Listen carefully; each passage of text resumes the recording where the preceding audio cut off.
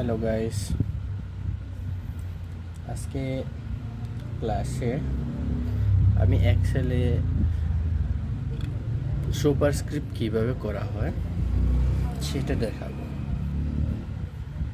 দেখেন, সুপারস্ক্রিপ্ট করতে গেলে প্রথমত আমাদের কি করতে হবে। এক্সেলে 1 ST লিখে আমরা এটাকে লেখাটাকে সিলেক্ট করব, ফন্টে ক্লিক করব। ফন্টে ক্লিক করে এখানে সুপারস্ক্রিপ্ট আছে, তারপরে ওকে দেব। সিলেক্ট করতে হবে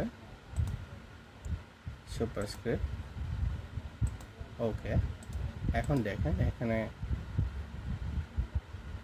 প্রিসিশন সিলেক্ট যেটা ডাটা ফিল আছে, আমরা টান দিলে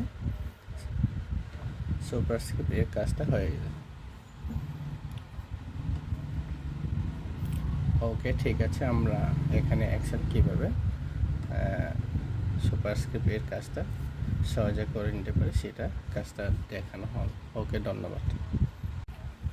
হ্যালো, আজকে ক্লাসে আমি দেখাবো ডকুমেন্টে কীভাবে পাসওয়ার্ড দিতে হয় সেটা নিয়ে আলোচনা করছি।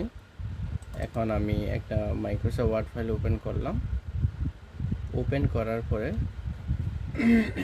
দেখেন এখানে এই ডকুমেন্টসটাকে আমি ডাইরেক্টলি ওপেন করতে পারি। এটাকে পাসওয়ার্ড দিতে গেলে আমি কোথায় যাব, ফাইলে গিয়ে ক্লিক,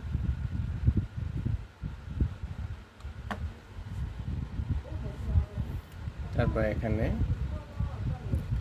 ইম্পোর্ট প্রোটেক্ট ডকুমেন্ট, এখানে ক্লিক করে এনক্রিপ্ট উইথ পাসওয়ার্ড, এখানে ক্লিক করে আমরা পাসওয়ার্ডটা লগ ইন করে 4 ডিজিটে একটা পাসওয়ার্ড দিলাম। ওকে, আমরা এখন পাসওয়ার্ড দেওয়ার পরে সেভ করলাম। এখন এই ফাইলটাকে আমি ক্লোজ করে নিচ্ছি। এখন এই ডকুমেন্টসটা আমি আবার ওপেন করব। এখন ওপেন করার পরে দেখেন এখানে আবার নতুন করে পাসওয়ার্ড চাইতেছে। দেখেন আমি পাসওয়ার্ড দিয়ে লক করেছি বিদায় এখানে পাসওয়ার্ড চাচ্ছে। এখন এখানে পাসওয়ার্ড দেব 1 2 3 4। আমি যে পাসওয়ার্ডটা দিয়েছি ওই পাসওয়ার্ডটা দেওয়ার পরে ওই ডকুমেন্টটা ওপেন হয়ে যায়। দেখেন কীভাবে পাসওয়ার্ড দিয়ে ডকুমেন্টটাকে সেভ করতে হয় সেটা আপনাদেরকে দেখালাম। আর ডকুমেন্টে পাসওয়ার্ড দেওয়ার নিয়ম হচ্ছে 2 ধরনের আছে। এটা হচ্ছে লক, পাসওয়ার্ড দিয়ে লক করে রাখা, আবার ক্লোজ করে দিলাম। এই যে এই ডকুমেন্টটাকে আবার ওপেন রিপ্লাই ওপেন করে দেখি, আবার তদ্রুপভাবে আমাদের পাসওয়ার্ড চাইতেছে, এইভাবে আমরা ওপেন করে লক করা যায়। ওকে, থ্যাংক ইউ। হ্যালো গাইস, এখন আমি দেখাতে যাচ্ছি MS ওয়ার্ড এর বর্ডার কীভাবে আনা যায়। MS ওয়ার্ডের বর্ডার কীভাবে আনা যায় সেটা আমরা কোথায় যেতে হবে, কীভাবে আনতে হবে সেটা দেখাতে যাচ্ছি। প্রথমত আমরা ফাইলে যাব, ফাইলে গিয়ে তারপর অপশানে গিয়ে ক্লিক করব, তারপর অ্যাডভান্সে গিয়ে ক্লিক করব।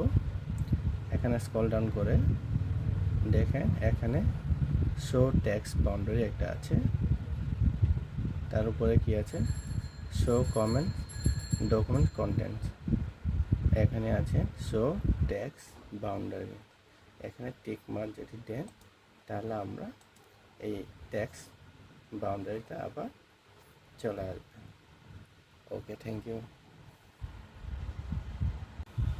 হ্যালো, আজকে আমি ক্লাসে দেখাতে যাচ্ছি এক্সেলে লেখাকে কিভাবে পিকচারে পরিবর্তন করা যায়, ইমেজে পরিবর্তন করা যায় সেটা।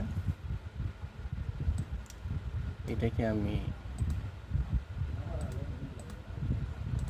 ইমেজে পরিবর্তন করতে গেলে আমরা যতগুলো এখানে এক্সেলে লেখা আছে ওটাকে সিলেক্ট করে আমরা কপি করব, কপি।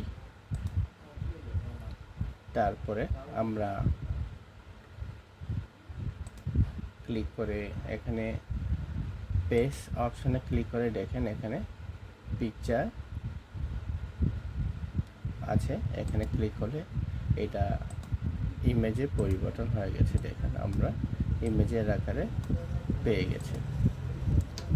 এখানে যেভাবে আছে সেভাবে ছিল, আর এখানে এটা হচ্ছে ইমেজের আকারে হয়ে গেছে। ওকে, থ্যাংক ইউ।